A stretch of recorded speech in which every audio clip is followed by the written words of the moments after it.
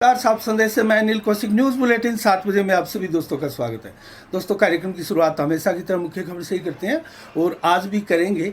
और आज दोस्तों राजनीति से जुड़ी हुई कुछ खबरें भी आपको बताएंगे, कानून व्यवस्था से जुड़ी हुई खबरें और भादरा आसपास के तमाम समाचार आपको बताते ही हैं। देश प्रदेश की भी प्रमुख खबरों की अपडेट से आपको अपडेट करते हैं। इसके अलावा दोस्तों हम बात करेंगे, सीएम अशोक गहलोत तो भादरा का दौरा कर चले गए, लेकिन चर्चाओं का बाजार अभी भी भादरा में गरम बना हुआ है। और दोस्तों गरम भी क्यों ना हो, क्योंकि सीएम अशोक गहलोत जब आए तो हमने कल आपको विस्तार से बताया था किस प्रकार की गतिविधियां रही, क्या बोले और किस प्रकार की केमिस्ट्री रही दोनों नेताओं की, बलवान पूनिया और अशोक गहलोत के बीच में। उससे कांग्रेसियों को कितना आघात लगा है, चिंताएं हुई है। दोस्तों उन सारे विषय पर आज भी हम जो पॉइंट कल हम छोड़ चुके थे समय अभाव के चलते, दोस्तों उस बिंदुओं पर आज हम राजनीतिक चर्चा भी करने वाले हैं। और भी अनेक ऐसी खबरें हैं, वो सारी की सारी जो जानना आपके लिए ज़रूरी है वो सारी आपको बताएंगे। लेकिन आज शुरुआत करेंगे दोस्तों देश की सबसे बड़ी खबर से। और देश की सबसे बड़ी खबर है पीएम नरेंद्र मोदी का आज मन की बात कार्यक्रम के तहत 100वें एपिसोड में 140 करोड़ की जनता के साथ सीधे संवाद करना। दोस्तों ये बहुत बड़ा कार्यक्रम पीएम नरेंद्र मोदी का रहा है और हम आपको जानकारी देकर बताएं कि 3 अक्टूबर 2014 से इसकी शुरुआत हुई थी और लगभग हर माह के अंतिम रविवार को इस कार्यक्रम का आयोजन किया जाता है।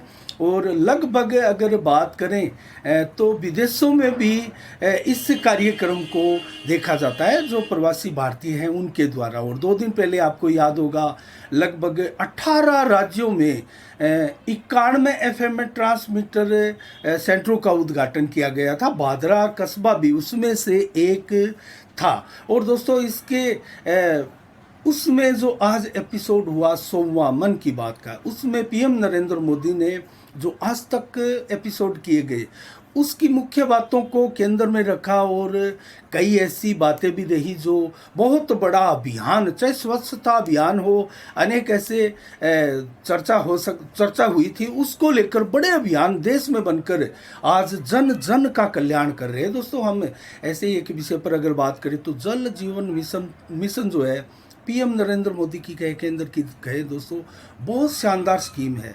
और हर घर में नल से जल पहुंचाने की ये स्कीम है। 16,000 करोड़ रुपए की ये स्कीम है, अभी भी जारी है। अगर हम मात्र राजस्थान की बात करें तो राजस्थान में 1,05,00,000 घरों में दोस्तों 39,08,000 ग्रामीण परिवारों तक नल से जल पहुंचाने की ये योजना है। तो बहुत बड़ी योजना है, आप इसका अंदाज़ा लगा चुके होंगे। अभी तक 39,521 गाँव के लिए 93,87,000 जल संबंधों की स्वीकृतियाँ जो है प्राप्त भी हो चुकी है। अगर बात करें हम दोस्तों पीएम नरेंद्र मोदी की जन कल्याणकारी नीतियों की तो 18,358 करोड़ रुपए बिजली वितरण तंत्र के ऊपर खर्च किए जा रहे हैं। इसको लेकर कार्य प्रगति पर है।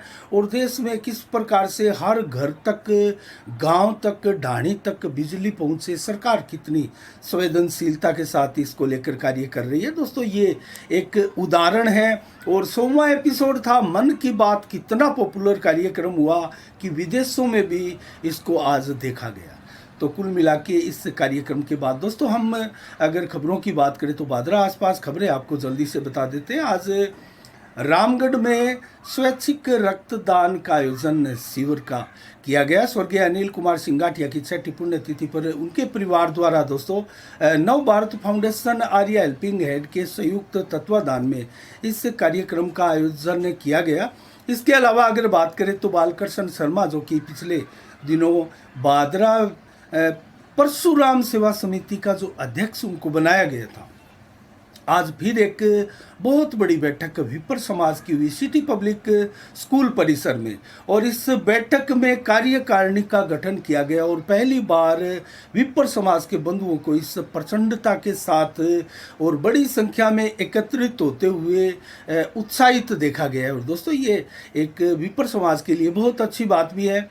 विदिश दत्त शास्त्री के सानिध्य में अध्यक्षता में इस बैठक का आयोजन किया गया और इसमें 10 सदस्य संरक्षक मंडल के भी एक कमेटी बनाई गई, उनको चुना गया। इसके अलावा कार्यकारिणी बनाई गई, कुछ रूठे हुए लोग थे उनको लेने के लिए शानदार सामंजस्य बालकिशन शर्मा ने बिठाया और काफ़ी लंबे समय बाद सभी विपर्जन कह रहे हैं कि एक ऐसा अध्यक्ष हमें मिला है जो इस अभियान को लेकर आगे तक संगठित रूप से चल पाएगा। तो कुल मिला के जो कार्यकारिणी बनाई गई है उसमें अध्यक्ष बालकिशन शर्मा है ही, जो कि टेल यूनियन के भी दोस्तों भादरा के व्यापार मंडल के अध्यक्ष हैं, और उपाध्यक्ष दीवान चंद्र दादीच पूर्व पुलिस ये कर्मचारी रह चुके हैं। और दोस्तों इसके अलावा सचिव बनाया गया दीपक शर्मा को, शानदार कार्य करता है और ये एक शानदार मेल भी यहाँ बिठाया गया। कोषाध्यक्ष के पद पर रघुवीर शर्मा को ही, जो कि लगातार 15-20 सालों से कोषाध्यक्ष का पदभार संभाल रहे हैं, उनको ही रखा गया है कार्यकारिणी में। और भी सदस्यों को शामिल किया गया, लेकिन इस शानदार बैठक का हिस्सा आज कार्यक्रम का बने उनके नाम में आपको बता देता हूँ। दीपक पिरगावत, सतीश शर्मा रिटायर्ड एएन दोस्तों, मुरारीलाल शर्मा, पवन शर्मा, शिवगान शर्मा, नवरत्न शर्मा, विजय चौबे और मनोहर लाल शर्मा के अलावा पंडित हरीश शास्त्री, योगेश शर्मा, राहुल शर्मा, प्रेम प्रकाश शर्मा, प्रदीप शर्मा, जितेंद्र कौशिक, दीनदयाल शर्मा के अलावा अजय शर्मा, कैलाश शर्मा, मनोज शर्मा, रमेश शर्मा,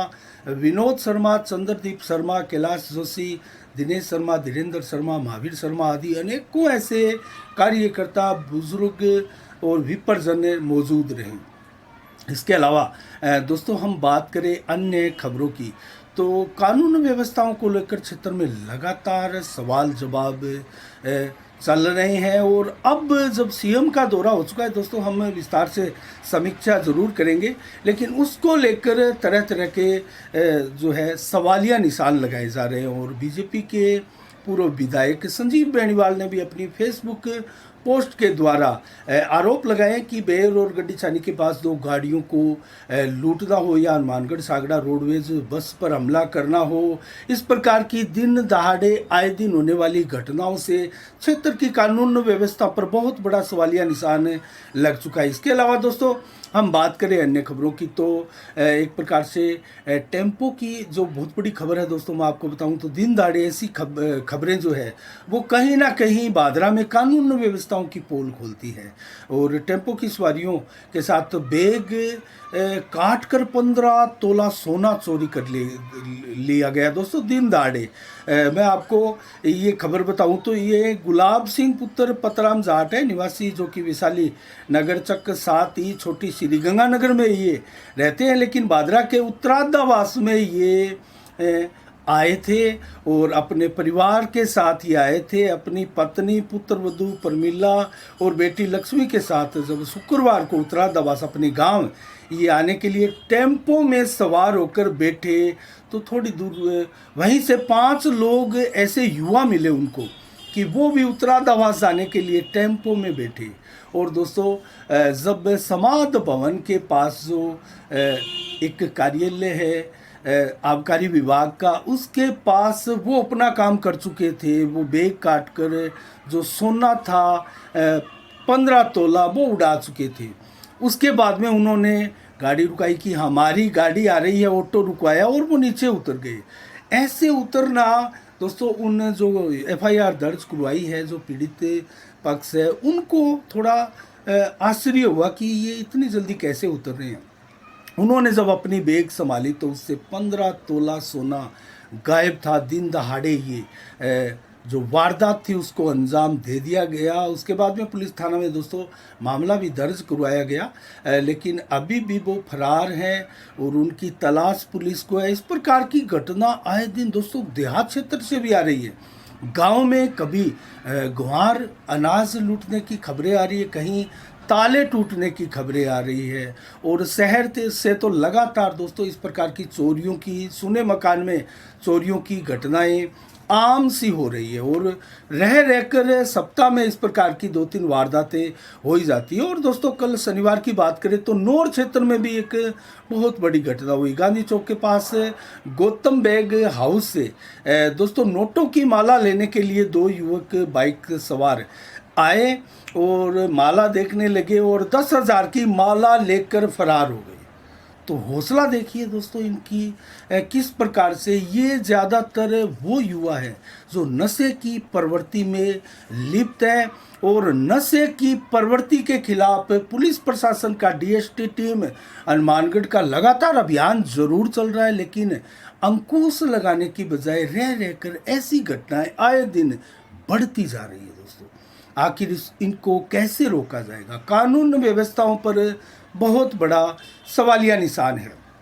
इसके अलावा अन्य खबरों की ओर रुख करें तो दोस्तों डाबड़ी गांव में एक बहुत बड़ा आयोजन हुआ और मैं आपको बताऊं तो जैन समाज के श्री महाश्रवण जो कि वर्तमान में मानव कल्याण के लिए पैदल ही पूरे भारत में दोस्तों विचरण कर रहे हैं। वो अहिंसा, संयम हो, नशा मुक्ति हो आदि इन मूल्यों पर लोगों को जागृत कर रहे हैं। तो बहुत शानदार अभियान है। अभी मैंने आपको जो खबरें बताई दोस्तों नशा से संबंधित, ऐसे अभियान हमारी संस्थाओं को भी चलाने चाहिए। दोस्तों जागरूकता बहुत बड़ी चीज़ है। तो ऐसे अभियान के लिए जब वो डाबड़ी पहुँचे तो श्री जैन श्वेतांबर तेरापंथी संघ भादरा हो या फिर जैन श्वेतांबर तेरापंथी सभा डाबड़ी हो, शानदार स्वागत किया गया। उनके 62वें जन्म दिवस पर बहुत शानदार कार्यक्रम का आयोजित किया गया।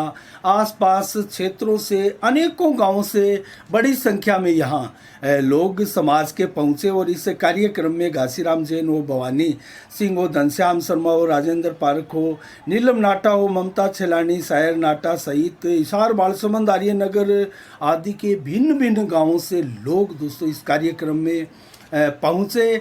अब मैं दोस्तों आपको उसी दिशा में ले जाता हूँ जहाँ हम समीक्षा करने वाले थे उस खबर की, जो खबर 2-3 दिन पहले की है। सीएम अशोक गहलोत भादरा आए और चले भी गए, लेकिन चर्चाओं का बाजार है भादरा में अभी भी बना हुआ है और कल तो मई का महीना भी लग जाएगा। दोस्तों मई जानी जाती है ताती लू के लिए, जो गर्मी में मारवाड़ी में राजस्थान में एक कहावत है कि यहाँ ताती गर्म लू चलती है। दोस्तों ऐसे में और पश्चिमी विक्षोभ के बार बार बनने से मौसम जो है इस भीषण गर्मी होनी चाहिए, ऐसे में अभी भी गर्मी से राहत वाला बना हुआ है। लेकिन अगर राजनीतिक मौसम की बात करें तो ज़बरदस्त गर्मी का उछाल इसमें आया हुआ है और पारा इसमें संभवतः अपनी चरम की पराकाष्ठा की ओर बढ़ रहा है, क्योंकि कांग्रेस पार्टी में घोर निराशा के बादल छाए हुए हैं।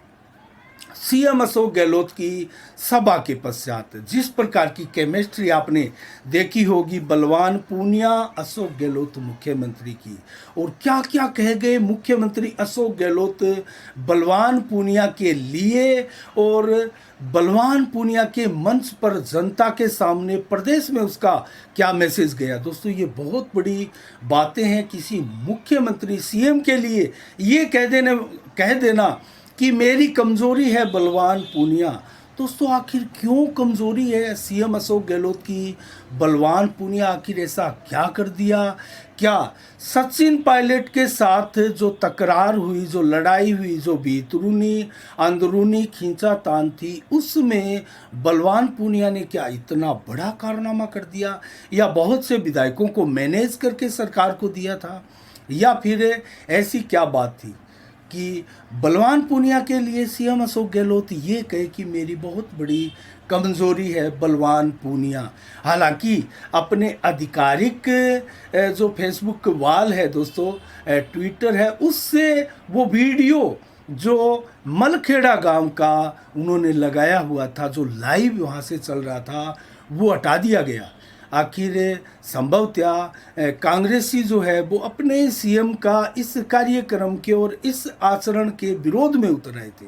इसका एक जीता जागता सबूत मैं आपको बताऊं आसपास के विधानसभाओं के विधायक यहाँ नहीं पहुँचे कांग्रेस के, जैसे नौर के विधायक अमित चचान भी यहाँ नहीं पहुँचे, तारानगर सभा में सीएम की अशोक गहलोत की सभा में पहुँचे, भादरा नहीं पहुँचे, इतनी दूर चलकर तारानगर पहुँचे। इसका रीज़न क्या है? और वो वीडियो जो मलखेड़ा गांव का था, कार्यक्रम का था, वो सीएम अशोक गहलोत के वाल से क्यों हटाया गया? इसके पीछे क्या बहुत बड़ी साजिश है? क्या मुख्यमंत्री यहाँ सिर्फ बलवान पूनिया की किसी जिद को पूरा करने के लिए आए थे? क्योंकि यहाँ ना तो कोई शिलान्यास किया गया, ना कोई लोकार्पण कार्यक्रम किया गया, ना कोई बहुत ज़्यादा देर तक यहाँ रुके, और सिंचाई से वंचित 14 गांव के लिए लोग यहाँ चिल्लाते रह गए। क्योंकि पहले बलवान पूनिया कह रहे थे कि मैं सीएम अशोक गहलोत को लेकर आऊँगा और इन सिंचाई से वंचित 14 गाँवों को का शिलान्यास करा के इसका काम जल्दी से पूरा करवाऊँगा, खाला नाला निर्माण का कार्य जल्दी से करवाऊँगा, भादरा राजगढ़ रोड के लिए भी मैं इसका शिलान्यास करवाऊँगा और जल्दी से ये रोड भी बनेगी, आदि आदि कॉलेज, चाहे वो कृषि कॉलेज हो, आरटीआई कॉलेज हो। जब इनका शिलान्यास ही नहीं हो रहा है तो ये योजनाएं कब प्रारंभ होगी? दोस्तों ये बहुत बड़े सवाल है, आपके दिमाग में होंगे, हम सबके दिमाग में है और होने भी लाजमी है, क्योंकि मात्र 5-6 महीने का कार्यकाल रहा है और जिन विकास कार्यों के लिए शिलान्यास ही अगर नहीं हुआ तो लोकार्पण कैसे होगा? दोस्तों पहले शिलान्यास होता है, उसके बाद में लोकार्पण होता है। और बहुत बार पहले की सरकारों में तो हम देखते थे कि एक सरकार आती है, लोकार्पण करती है, क्योंकि पिछली सरकार ने शिलान्यास किया था। तो इस प्रकार से कार्यक्रम, क्या ये भी कार्यक्रम इसी प्रकार से होंगे? और आने वाली सरकार या कोई और विधायक होगा तो वो आपके कार्यक्रमों का लोकार्पण क्यों करेगा, या फिर करेगा या नहीं करेगा? जनता से बेशक जुड़े हुए ये कार्य हैं दोस्तों, इसके ऊपर हम नहीं जाते हैं, आगे इसकी बात करेंगे। लेकिन जो चर्चाओं का बाजार सीएम अशोक गहलोत के आने के बाद और उनके द्वारा जिस प्रकार का एक छवि उनकी बनी है यहाँ आने के बाद, और जो कमिटमेंट किए गए यहाँ, और जो सौगातें एक प्रकार से थोड़ी बहुत, चाहे वो सीएससी की सौगात हो मलखेड़ा के लिए जो दी गई और जो देने का तरीका था दोस्तों, उसको लेकर बहुत यहाँ किंतु परंतु सवाल जवाब, लोगों के मन में आशंकाएं और कांग्रेसियों के मन में घोर निराशाएं छाई हुई है और कांग्रेसियों के चेहरे आज भी लटके हुए हैं। मैं एक बात आपको बताता हूँ दोस्तों, कुल मिला के अगर देखा जाए तो हमने एक चीज़ देखी, यहाँ कांग्रेस 2 भागों में बंटी हुई है। एक कामरेड कांग्रेस हम कह सकते हैं, जिन्होंने एक प्रकार से अधीनता स्वीकार कर ली हो कामरेड बलवान पूनिया की, या उनकी सत्ता सुख में वो भागीदारी निभा रहे हो, और या उनको कोई विकल्प नहीं मिल रहा हो, या वो सरेंडर कर चुके हो कि भादरा में कांग्रेस अब खत्म हो रही है और बलवान पूनिया ही उनके लिए एक आशा की किरण नज़र आ रहे हो। तो ऐसे कांग्रेसियों के लिए बलवान पूनिया, हम कामरेड कांग्रेस इनको मानकर चल रहे हैं। ऐसा नहीं है कि वो कांग्रेस से नहीं है, वो पीसीसी सदस्य भी हो सकते हैं, वो और पद लिए हुए भी हो सकते हैं, और कांग्रेस के कार्यक्रमों में लगातार भागीदारी निभाने वाले हो सकते हैं, वो सारे ही हैं। लेकिन मंच साझा करते हैं वो कामरेड बलवान पूनिया का एक कांग्रेस है, यहाँ मूल कांग्रेस हम उनको बोल सकते हैं, जो सीएम अशोक गहलोत तक की मीटिंग में दोस्तों वो कार्यकर्ता नहीं आए, वो कई नेता नहीं आए। क्यों नहीं आए? क्योंकि ये कार्यक्रम कामरेड बलवान पूनिया का था और कामरेड बलवान पूनिया लगातार क्षेत्र में कांग्रेसियों का हित कर रहे हैं, कांग्रेसियों की अनदेखी कर रहे हैं और कांग्रेसियों को एक प्रकार से अपमानित कर रहे हैं और बार बार उनको चैलेंज कर रहे हैं कि मैं तो यहाँ कांग्रेस की टिकट आने ही नहीं दूंगा, आप कहाँ से टिकट लेकर आओगे। और दोस्तों इसको आज चरितार्थ होते हुए जब सीएम अशोक गहलोत आए थे तो उस मंच से हमने और आपने सब ने देखा था। तो चरितार्थ ये कैसे हो रहा था दोस्तों, जब अशोक गहलोत ने एक बात कही कि कांग्रेसी है वो टिकट मांगेंगे, भादरा के लिए हमारे लिए बहुत बड़ी दुविधा की स्थिति उत्पन्न होने वाली है, बलवान कांग्रेस में आ नहीं रहे और कांग्रेस की टिकट हमें कांग्रेसी मांग रहे हैं, वो कैसे देंगे, किस प्रकार से सामंजस्य बिठाएंगे, ये बहुत बड़ी दुविधा की और पेचीदा स्थिति हमारे लिए बन रही है। सीएम कैडर का दोस्तों ये सीक्रेट चीज़ें होती है पार्टी की। एक बड़ी हाई लेवल की मीटिंग में कोर कमेटी की जो बैठक होती है उसमें इन चीज़ों पर व्यापक विचार विमर्श होता है। लेकिन क्या ये एज ए पॉलिसी के तहत अशोक गहलोत द्वारा कहा गया, क्या यहाँ भाजपा को हराना ये इनके प्रकरण अशोक गहलोत का एक टारगेट है? क्या उनके पास यहाँ की रियल स्थितियाँ हैं, रियल सर्वे रिपोर्ट है कि यहाँ से क्या होने जा रहा है 2023 के चुनाव में, या हनुमानगढ़ जिले से क्या होने जा रहा है, या वो प्रदेश में कोई मैसेज देना चाह रहे हो? दोस्तों इसमें कुछ भी हो सकता है, उनकी मंशा तो हम नहीं समझ सकते, लेकिन जो शब्द उनके मुंह से निकले उनके मायने क्या है और उनके लिए मैसेज उन शब्दों से क्षेत्र में क्या जा रहा है और लोगों में चर्चाएं किस प्रकार अब होने लगी हैं। तो कुल मिला के कांग्रेसी नाराज़ है, और जो मूल कांग्रेसी है वो अभी तक कामरेड का मंच साझा भी नहीं कर रहे हैं। बहुत से ऐसे कांग्रेसी और सीएम के कार्यक्रम में नहीं आए। आपने देखा विधायक तक आसपास के इस सीएम के कार्यक्रम में भादरा में नहीं आए। तो कुल मिला के आपने ये तो महसूस किया होगा कि कांग्रेसी बड़ी दुविधाजनक स्थिति में भादरा में वर्तमान में चल रही है, और उनकी मनोदशा का हम क्या आंकलन करें दोस्तों, बहुत परेशान है। अब इससे जो चीज़ निकल कर आ रही है, निचोड़ जिसे हम कहें, वो क्या हो सकता है? इसके मायने हमने कल भी बात की थी, वो क्या हो सकता है? या तो अगर यहाँ के टिकट के ऊपर विचार होगा, क्योंकि टिकटों की एक्सरसाइज शुरू हो चुकी है दोस्तों, और बार बार सीएम कितनी बार हनुमानगढ़ क्षेत्र में आ चुके हैं। इस क्षेत्र को कांग्रेस के लिए कमज़ोर बेल्ट मानते हैं, इसमें कोई दो राय नहीं, और भाजपा इसे अपना गढ़ भी मानकर चल रही है। तो कुल मिला के यहाँ बार बार आने का औचित्य क्या है और इस प्रकार के कमिटमेंट क्या है, इसका उद्देश्य क्या है, और दोस्तों इससे निचोड़ क्या निकल रहा है? अगर कुल मिला के देखा जाए तो यहाँ फिर ऐसा हो सकता है कि या तो कांग्रेस की टिकट समझौते में ही दे दी जाएगी भादरा में, क्योंकि सर्वे पार्टियों के पास नेताओं के अलग अलग सर्वे दोस्तों होते हैं, या फिर बलवान पूनिया के लिए किसी कमज़ोर कैंडिडेट को यहाँ से टिकट देकर मैदान में उतार दिया जाए, और वो महज थोड़े से वोट लेकर कांग्रेस के जो मूल वोट बैंक है या बहुत बड़ा वोट बैंक है वो कहीं ना कहीं बलवान पूनिया के खाते में ही चला जाए। इसके लिए भी प्रयास हो सकते हैं अगर समझौते पर सहमति ना बनी तो। अगर मजबूत को यहाँ टिकट दे दी गई तो सबको पता है, स्वयं खुद बलवान पूनिया को भी पता है यहाँ स्थितियाँ क्या हो सकती है। त्रिकोणीय मुकाबला होगा, और त्रिकोणीय मुकाबला में वो भी कहीं जा सकते हैं, लेकिन मुख्य मुकाबला दोस्तों यहाँ भारतीय जनता पार्टी की टिकट का है। तो कहीं डर मजबूत चेहरे को कांग्रेसी को टिकट देने से ये भी बना रहता है कि भाजपा कांग्रेस की यहाँ सीधी टक्कर ना आ जाए, त्रिकोणीय टक्कर भी अगर आए तो कहीं बलवान पूनिया पिछड़ ना जाए।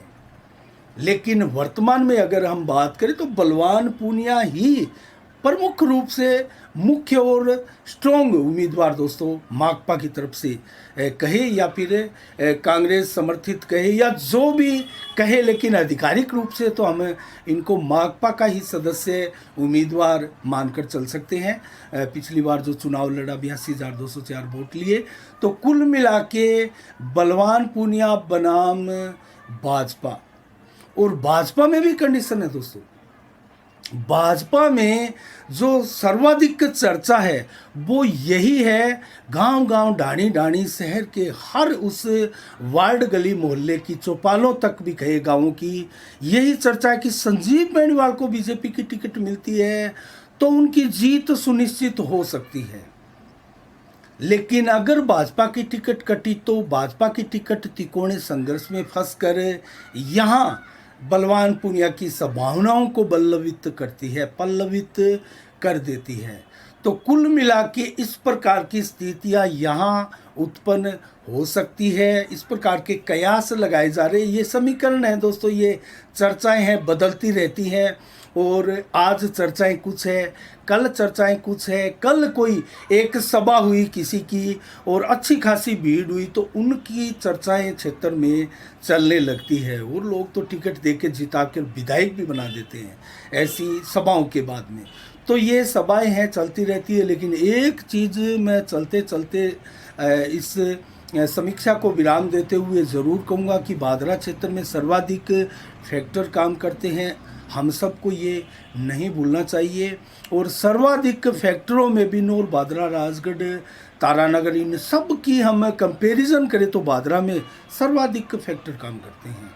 और ऐसे में भी यहाँ एक वोट बैंक का वो तबका बड़ा है, घटा नहीं है, बड़ा है, जिसको हम जेलिस के, बलद के, राजस्थान में भाषा में जो कहें बलद के वोट हो, या फिर हराने वाले जिनके वोट कटुआ हम मान सकते हैं, हराने वाले जो वोटर हैं वो बड़ा है, वो वोट बैंक का तबका दोस्तों।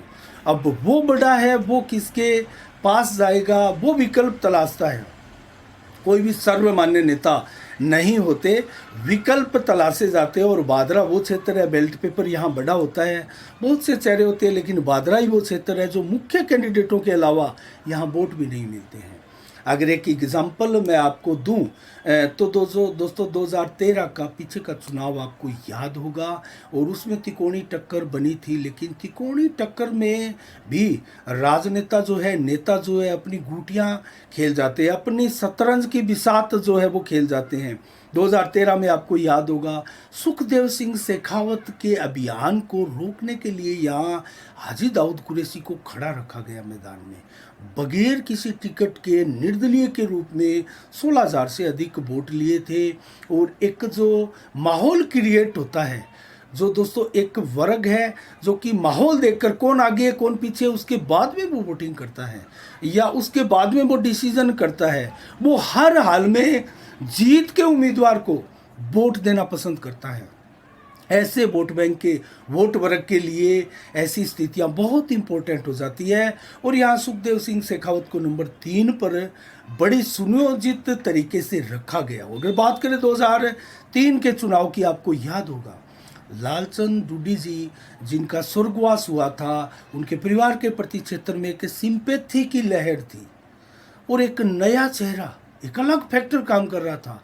डॉक्टर सुरेश चौधरी के लिए भी काम कर रहा था, जो जयपुर में युवाओं की राजनीति करके दोस्तों बादरा क्षेत्र में आए थे। और आपको याद होगा वो कर्फ्यू, वो बादरा के 7 दिन काले, जो एक छात्रा की हत्या चाकू से गोंदकर और खुद आत्महत्या करने वाले स्कूल परिसर में युवक गणेश के बाद में जो स्थितियां दोस्तों बनी थी, उससे विधायक की दौड़ में चल रहे डॉक्टर सुरेश चौधरी ने उस आंदोलन का नेतृत्व किया था और एक नए चेहरे को भादरा में आकर्षण का केंद्र बना दिया गया था। लेकिन एक मजबूत फैक्टर यहाँ भी चल रहा था, और वो था स्वर्गीय श्री लालचंद डूडी की निधन के बाद में जो सिंपैथी उनके परिवार की तरफ से चल रही थी, वो भी थी। और भाजपा ने टिकट दिया बिमला डूडी को, स्वर्गीय लालचंद डूडी की धर्मपत्नी को, बिमला डूडी को बीजेपी का टिकट 2003 में मिला था। अंतर बहुत ज़्यादा नहीं रहा, लेकिन यहाँ पीपी सिंह डूडी जो कि लालचंद डूडी के भाई थे, बहुत बड़ा नाम था। जैसे आज एसपी सिंह का, बढ़िया का नाम है, पूर्व जिला कलेक्टर का, और उनकी राजनीति में भी कहीं ना कहीं स्टिक डिसीजन नहीं हो पा रहे हैं पीपी सिंह डूडी की तरह। और पीपी सिंह डूडी यहाँ चुनाव मैदान में उतरे और 14,000 वोट लिया, और अपनी भाभी कहें विमला डूडी, उन्होंने यहाँ 33,000 से अधिक वोट लिया और वो नंबर 2 पर रही। 37,000 वोट लेने वाले विधायक डॉक्टर सुरेश चौधरी विधायक बन गई। तो महज 4600 वोटों का अंतर रहा था, लेकिन वो 14,000 वोट कहीं ना कहीं बिमला डूडी को उस एक फैक्टर को मजबूत होने से वंचित कर दिया, और नए चेहरे का फैक्टर जो था वो हावी हो गया। तो यहाँ इस प्रकार से फैक्टर भी काम करते हैं। एसपी सिंह की, बढ़िया की हम बात कर रहे थे, चलते चलते 2 शब्द उनके लिए ज़रूर कहेंगे। उनकी जिस प्रकार की छवि है दोस्तों, और जिस प्रकार से ये परिवार की राजनीति है, और बहुत सुलझे हुए व्यक्तित्व है एसपी सिंह, उनको लोकसभा के चुनाव में आजमाइश करनी चाहिए दोस्तों। भादरा से कभी भी इतना बड़ा चेहरा लोकसभा के लिए नहीं निकला, और दिल्ली की संसद में बैठकर क्षेत्र की समस्याओं का समाधान करने के लिए पहल करनी चाहिए। आखिर क्यों नहीं आ रहे हैं यहाँ लोकसभा के लिए चेहरे आगे? क्यों विधानसभा की जोर आजमाइश करते हुए सभी अपनी राजनीति को विराम भी लगा लेते हैं? इतना बड़ा चेहरा और इतनी शानदार शख्सियत, लेकिन विधानसभा में यहाँ गुम हो जाएंगे, क्योंकि अभी तक डिसीजन ही नहीं ले पा रहे हैं, क्योंकि वो राजनीतिक उनका पैसा ही नहीं था। और अभी तक जब 5-6 महीने का ही एक प्रकार से जोर आजमाइश का समय बाकी है, अभी तक पत्ते नहीं खोल पाए हैं कि वो कांग्रेस की तरफ जाएंगे या भाजपा की तरफ जाएंगे। कांग्रेस की तरफ से उनको आसानी से हो सकता है टिकट मिल जाए, क्योंकि उनके भाई को डॉक्टर सुरेश चौधरी को टिकट पीछे मिली थी। क्या करते हैं ये उनकी मजबूरी है, उनकी समझ है, उनका राजनीतिक जीवन है, उनकी उनकी कोई मजबूरी होगी दोस्तों। लेकिन जो लोगों के दिलो दिमाग में एक प्रकार से चर्चाएं होती है और संभावनाएं होती है, वो हम सुनकर लेकर आते हैं और आपके लिए समीक्षा के रूप में, शब्दों के रूप में आपके सामने वो रखते हैं। आपको कैसी लगी समीक्षा दोस्तों ज़रूर बताइएगा। लेकिन जल्दी से हम आपको आज बताएं तो जर्मन तानाशाह हिटलर का 1945 को आज के दिन जो खुद को आत्महत्या कर ली थी, गोली मार ली थी, उनकी धर्मपत्नी भी ईवा ब्राउन ने भी अंडरग्राउंड में दोस्तों जो रशियन सेना के साथ युद्ध चल रहा था, रशियन सेनाओं से, सोवियत सेनाओं से घिर चुके थे और उन्होंने आत्महत्या कर ली थी। तो उनका आज दिन है जन्म। अगर बात करें तो 1870 को दादा साहब फाल्के, जो कि निर्माता निर्देशक रहे, बाद में उनके नाम से जो अवार्ड देने का सिलसिला चला था, उनका भी आज के दिन जन्म था। और रोहित सरदाना, जो कि 2021 में उनका आज के दिन निधन हुआ था, टीवी एंकर, बहुत शानदार, लोग उनको बहुत याद करते हैं, बहुत शानदार एंकर रहे हैं। और ऋषि कपूर, फिल्मी दुनिया के जाने माने हीरो, 2020 में उनका भी आज के दिन निधन हुआ था। और इसके अलावा दोस्तों अब मौसम का मिजाज आपको बताएंगे। मंडियों के बादल रविवार को नहीं होते हैं। मौसम 30 अप्रैल को आज 27 से 31 डिग्री टेम्परेचर दिन में रहा मैक्सिमम के रूप में, और 7 से 40 किलोमीटर की रफ्तार से हवाएं चली। हल्की बरसात भी हुई। 100% बादल छाए रहे, रात्रि को भी छाए रहेंगे। कल 1 मई को कैसा रहेगा मौसम का मिजाज? 23 से 25 डिग्री टेम्परेचर दिन में, 26 से महज 27 डिग्री टेम्परेचर दोपहर को मैक्सिमम। तो कितना टेम्परेचर 41 डिग्री तक गया था, और कल मैक्सिमम टेम्परेचर 27 डिग्री रहेगा। तो दोस्तों कितना अंतर, 13-14 डिग्री पारा गिरा है, जबकि अब तक पारा ये 45 डिग्री से पार होना चाहिए था। तो कुल मिला के देर शाम को 23 से 25 और 14 से 22 किलोमीटर की रफ्तार से हवाएं चलेगी। और दिन भर अलग अलग समय में 2 से 3 mm तक की बरसात की भी संभावनाएं व्यक्त की गई है। रात्रि को भी दोस्तों 100% बादल छाए रहेंगे। 0.6 mm बरसात की चेतावनी दी गई है, और लगभग 7 मई तक ऐसा ही बना रहने वाला है मौसम का मिजाज। आज के लिए इतना ही। कल ठीक शाम 7 बजे फिर आपसे रूबरू होंगे नई खबरों के साथ, नई समीक्षा के साथ। तब तक के लिए आप अपना बहुत बहुत ख्याल रखिएगा। मुझे दीजिएगा इजाज़त। साफ संदेश से मैं अनिल कौशिक। नमस्कार। जय भारत, जय जय राजस्थान।